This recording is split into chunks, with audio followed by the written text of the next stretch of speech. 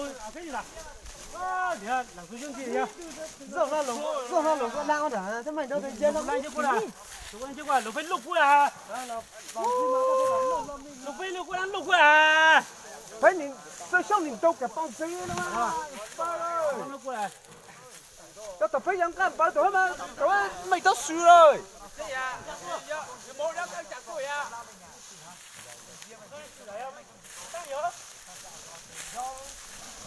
这不是这是啊？ông liêu lục nó thấy cứ tao xù đấy sắm đó知道啊，知道啊，现在知道啊。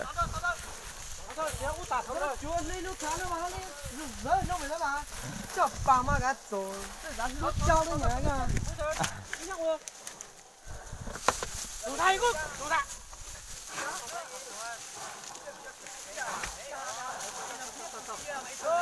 cái nó nhìn tâu nhìn chưa cái nhìn tâu cua nhìn nó cua là cùng trang nhìn cua là hay nhá bây giờ chấp bán tuần tháng à chấp bán tuần tháng tăng rồi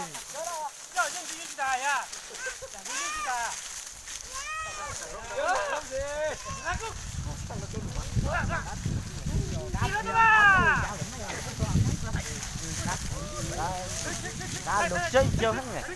Xây. Cao từ này lý do tin gì đâu. Dùng chiêu mình chia vào. Ba, xây.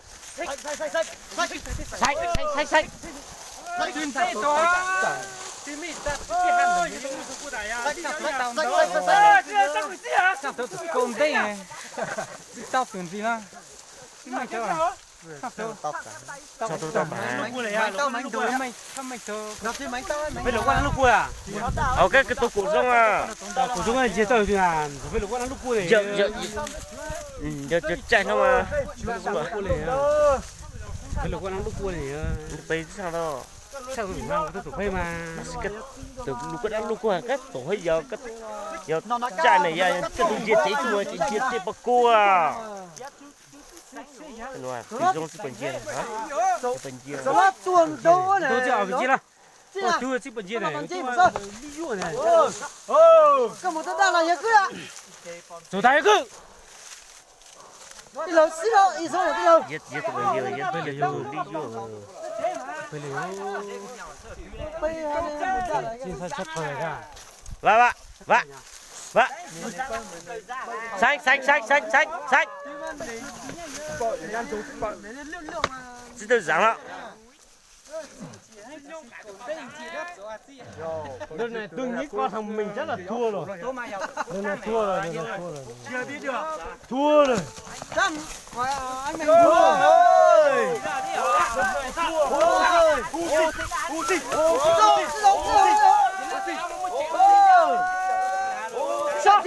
sao thứ hai giới trẻ này nó phải khác À, một lúc kia áo tàu rồi li nè, muốn tàu tao chẳng gì một đó. khi chẳng tao muốn là cho tổ Cái bài cái chẳng tao phốt tao cái bài.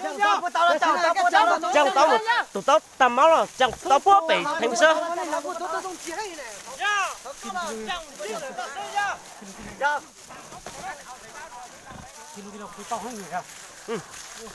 Rồi, tôi lia. tôi thấy suy chuối Ba, giờ ba tôi lương gì đâu?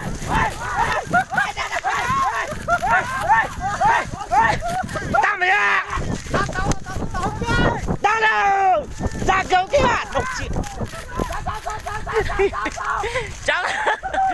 Ba. Đi mày. Ra cái bác cô à, ta tùy sân gì đã? Ra cái bác cô à?